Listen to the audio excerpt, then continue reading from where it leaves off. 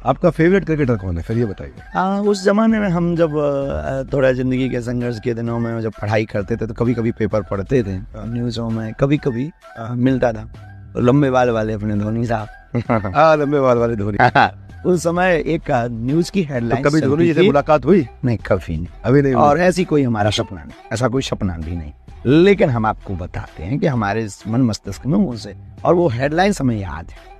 आज धोनी ने फिर धुन दिया, ये हेडलाइंस उस जमाने में चलती थी। पैसा खत्म हो गया, कर्जे में चले गए, मकान बिक गया, उसके 6 महीने के अंदर फिर टर्न अराउंड कर दिया हमने। कितना कर्ज में चले गए थे? ज्यादा ही हो गया होगा। कुछ नहीं, 4-5 करोड़ रुपए का नुकसान था उस समय। 5-7 करोड़ रुपए का मकान मुकून बिकने बिकाने में सब करने में। 4-5 करोड़ के कुछ नहीं, क्यों कौन लगाता है? ऐसे मत करिए। देखिए, ये छोटी सोच और पाँव की मोच इंसान को आगे नहीं बढ़ने देती। अच्छा जी, मेरा ऐसा मानना है ना। 4-5 करोड़ रुपए कुछ नहीं होता। आपके पास असीमित क्षमता है भाई साहब, अपनी असीमित क्षमता में 5 करोड़ को बड़ा अमाउंट मान लेंगे, जीवन में करेंगे क्या? इतनी बड़ी क्षमता आपके पास में है, आपने अपनी क्षमता का पूरा प्रयोग नहीं किया, अभी उपयोग नहीं किया है। वो आपको पहले विश्वास। ओस चाटने से प्यास नहीं बुझती। इसी तरह बड़ा काम करने के लिए बड़ा प्रयास करना पड़ता है। प्रिया प्रकाश वॉरियर ने ऐसे ऐसे एक बार आंखें उठाई थी, वो लड़की साउथ इंडियन थी, ऐसे आंख उठा के गाना बजा था, ऐसे क्रिच क्रिच हाँ, और फिर ऐसे करके आंख किया तो उसके बेचारे के देखा वो 3 लाख फॉलोअर से 7 मिलियन फॉलोअर हो गए 48 घंटे के अंदर। इतने लोग फॉलो करने लगे। वहाँ वडोदरा सिटी पुलिस ने भी ऐड निकाल दी, accident happens in the wink of an eye. अगर हल्की सी आंख आपकी बंद हुई तो कहते हैं सावधानी हटी दुर्घटना घटी है जी। ये वडोदरा सिटी पुलिस ने भी ऐड ने, इसको बोलते हैं मोमेंट। क्या बोलते हैं? मोमेंट। बात वायरल हो जाती है। मैंने जब अपनी फिटनेस जर्नी स्टार्ट करी तो मुझे बताया गया कि भाई आपको खाने में ये चीज़ें जो है ये करना है, पर डे आपको 10,000 स्टेप्स वॉक करना है, मस्ट है, और एवरी ऑल्टरनेट डे हम वेट ट्रेनिंग करेंगे कोर को स्ट्रॉन्ग करने के लिए, ताकि मसल लूज ना हो।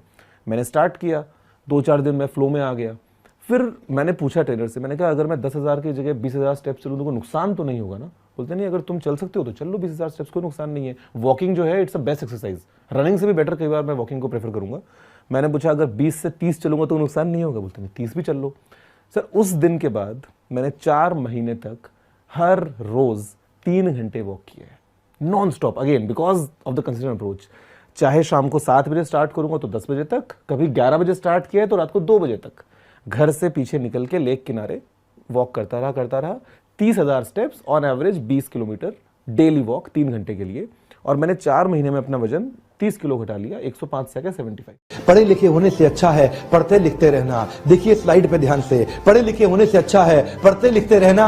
अनपढ़ वो नहीं है जो पढ़ नहीं पाते हैं, बल्कि अनपढ़ वो हैं जो सीखना नहीं चाहते हैं। अनपढ़ वो नहीं है जो पढ़ नहीं पाते, अनपढ़ वो है जो सीखना नहीं चाहते। पढ़े रहने से अच्छा है कुछ पढ़ लेना, पढ़े रहने से अच्छा है कुछ पढ़ लेना।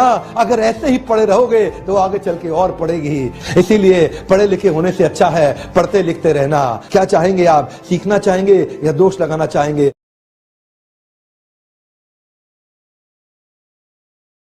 का जुनून सवार है आपके ऊपर, किस चीज का? आपको पता है इतिहास कौन रचता है? कभी भी कोई बुद्धिमान आदमी इतिहास नहीं रचता। देखा है आपने कभी? मतलब ही नहीं है। बुद्धिमान लोग इतिहास नहीं रचते, बुद्धिमान लोग इतिहास पढ़ते हैं। इतिहास रचते कौन है? पागल लोग। जो पागल हो जाते हैं वही इतिहास रचते हैं। कम ऑन, वीडियो देखा था आपने? इतिहास रटना नहीं है, इतिहास रचना भी है। इसलिए बुद्धि की बात नहीं आज मैं कर रहा, जुनून की बात कर रहा हूं। बुद्धि बाद में। कम ऑन, जुनून। क्या काम करने में आपको जुनून है?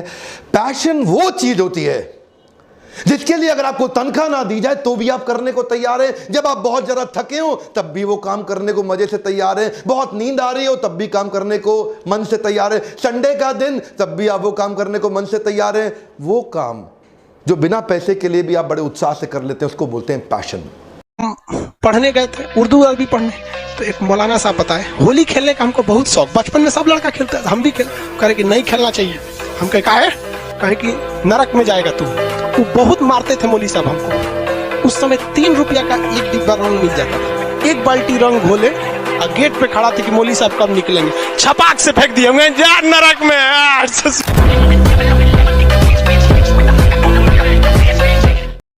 इतने सिंपल व्यक्ति थे, इतने सिंपल व्यक्ति थे कि एक दिन केरोसिन का तेल लेने के लिए, अच्छा प्रधानमंत्री केरोसिन का तेल लेने के लिए पहुंच गए, राशन कार्ड से लेके राशन लिया जाता था, तो वहां दुकान पर जाके लाला जी को बोले भाई केरोसिन का तेल दे दो, बोला राशन कार्ड दीजिए, लीजिए राशन कार्ड, क्या नाम है, बोले लाल बहादुर शास्त्री।